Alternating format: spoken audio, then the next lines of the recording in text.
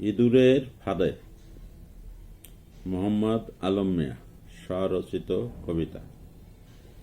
নেংটি ইঁদুর সবই কাটে, নাগালে যা মিলে। ক্ষেতের ইঁদুর ফসল কাটে, ক্ষেত খায় গিলে। গেছে ইঁদুর ফল কেটে খায়, যেন পাক্কা চোর। রাতের বেলা চুরি করে, পালায় হলে ভোর। ঘরের ইঁদুর বাদন কাটে, সে যে বিভীষণ। বিপদ ঘটায় পায়ে পায়ে, কারণ অকারণ। সাদা ইঁদুর খাঁচায় পোষে, গিনিপিগ নাম। তাকে নিয়ে মানবজাতির গবেষণা কাম।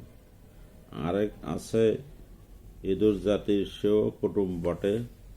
গন্ধমশিক নাম তার, গন্ধে বিপদ ঘটে। বিড়াল তারে ছয় নাক, তীব্র গন্ধের ভয়ে। খেলে নাক যেমন খেলা, খেলে ইঁদুর লয়ে।